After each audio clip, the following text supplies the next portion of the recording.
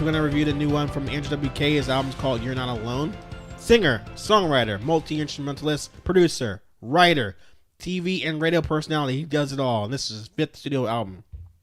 Most of you might know him from his rock heavy metal album from 2001, the debut album I Get Wet, thanks to like the monstrous party classics Party Hard and the single She Is Beautiful. You may be wondering how you missed all the albums in between from then and now. So here's a little background about every release that came out between 2001 and this one we're talking about. 2003, the album The Wolf was a more softer rock album, unlike the debut. Not only did it show Andrew could write music that's insightful with the lyrics, but he also played all the instruments on the album by himself.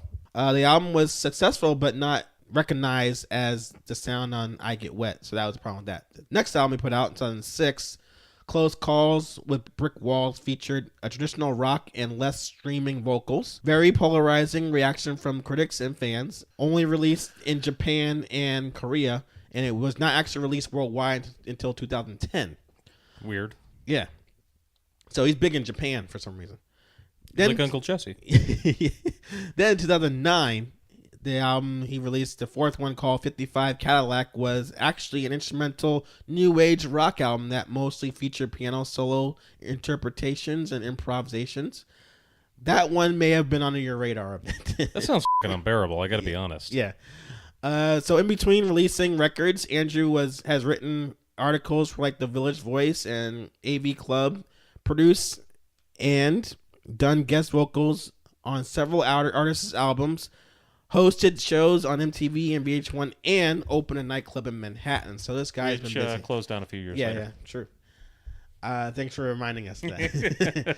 Trying to highlight his successes, and Drew's right there to tear him down. I mean, you should have seen that coming, though. Yeah, nightclub in Manhattan? Jesus Christ.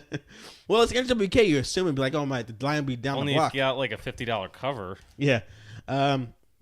So as you guys can hear, with any NWK album, you never know what kind of sound to expect. But if you're hoping for another I Get Wet, spoiler alert, abandon all hope now.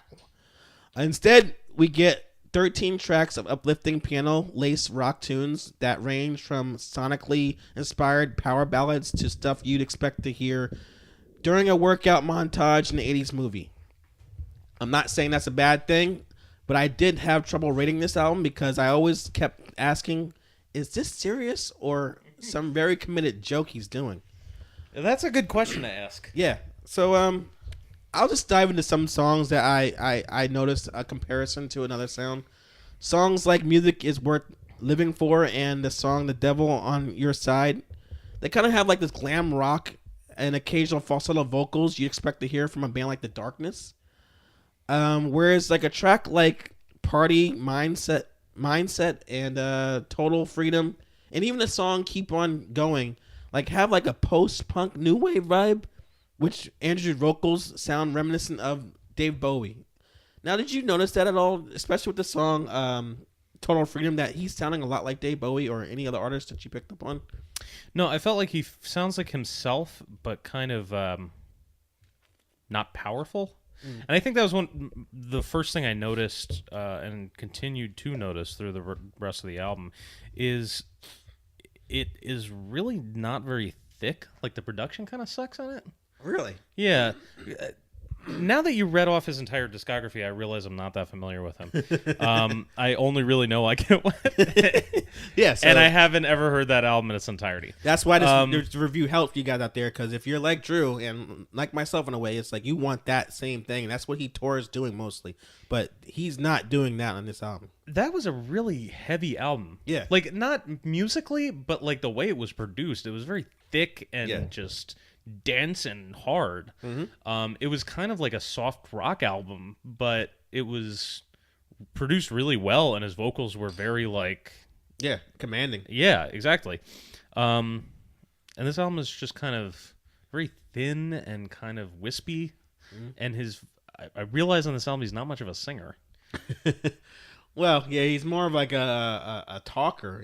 He needs like a lot of effects on his vocals to be any like very good at all. And I don't even think he was like going for like I want to sound like David Bowie. He was just singing, and it was like, oh, you don't have like a ton of effects on your vocals. That's the problem here. That's why you don't sound like yourself. So I guess you're saying you didn't pick up that he's influenced by anything. It's just he's just blah, putting it out like that. He's just like here, like lightly tossing it to you.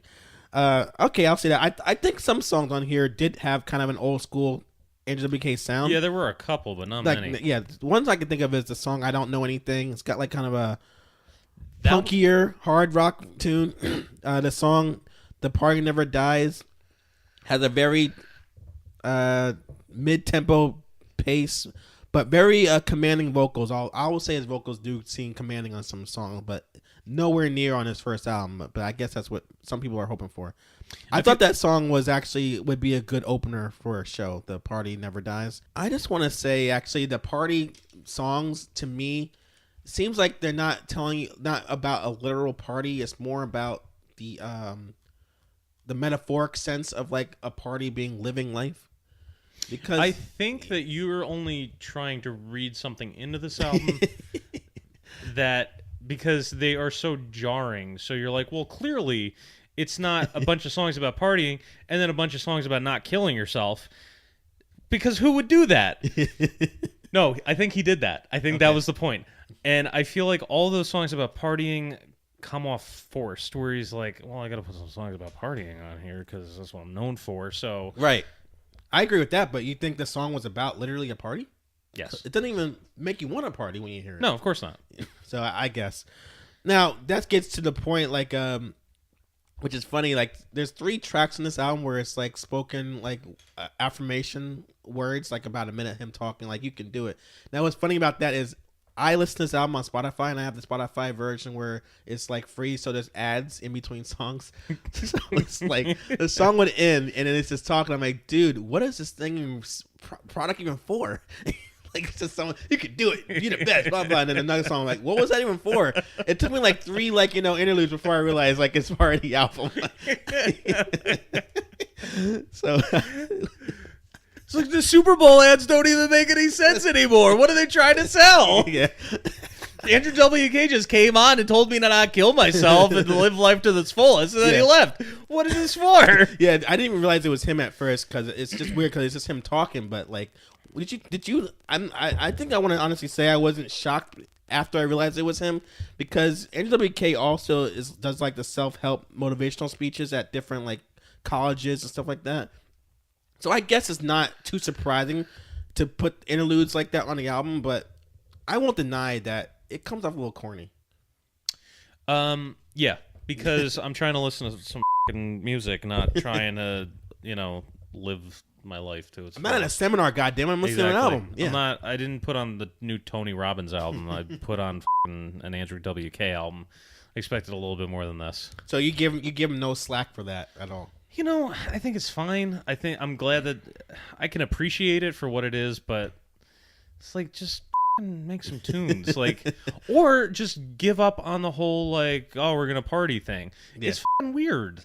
Mm-hmm. Don't be like, come on, you can do it. Live your life to its fullest. Don't give up, and also party, and it just comes off. It's so inauthentic. Yeah. I mean, I guess I'll say this song like Ever Again. I thought was pretty decent. There's no song on here that really like grabbed me by the balls that I was expecting for. There was no song that really hit me at all. I thought every single song on here was kind of lame. There's actually a couple of songs that I feel like it gets weird on the back half. Mm.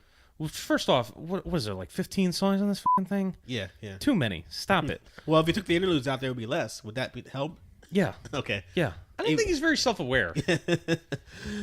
Which is surprising because he wears the same clothes everywhere, so I thought he would be in on the quote-unquote joke. I guess there's not really much more to say about it. I guess I'll go first. My rating, like, go for it. The title track, I think, sums up the whole album, though. Make your dreams your destiny and do what must be done. That's basically what he's saying on this whole record. Though the song titles and the lyrics seem like words, a wisdom you'd find on a cat poster, there's no denying how talented this man is at writing beautiful, catchy hooks, interweaving piano keys and melody into enthusiastic hard rock. I have to say I disagree with you, Drew. Like, I think the songs, the way he can write a song and produce it, like to put that piano into like a rock song, it doesn't sound jarring. It blends so well. I will say this: I respect him that he's able to write and play every instrument on an album. That's not something I could do. Yeah, and I don't see myself listening to this whole album ever again, though. A little pun on one of the song titles, but if you like hard rock, but you hate yourself to the point you're contemplating suicide, I think that this album serves a better purpose than listening to Ozzy Osbourne's Suicide Solution. So, hey, download it. Check it out. It's not that bad. I'm going to disagree. If you love it, if you want some hard rockin' songs and you're thinking about killing yourself, listen to the last Hatebreed album, and that'll set you on your path. So, listen, while I can appreciate the anti-suicide, anti-depression subject matter for a lot of these songs and the PMA spoken word pieces in between, it's the only thing that's remotely decent about this album. The music is dated and boring and frequently doesn't seem to fit the subject matter. WK's party boy shtick is really starting to feel inauthentic and overdone, and juxtaposed with songs about suicidal ideation and depression makes it seem like his entire career has been a weird facade to hide this sad, depressed self. If you're ever curious what a cry for help would look like in musical form, then I'd give this a listen, but otherwise skip it. Okay. No songs he enjoyed. I got a couple that were okay, but what did you think of this album? Let us know. Send us a comment of what you thought in the comment section, or send us a link to email.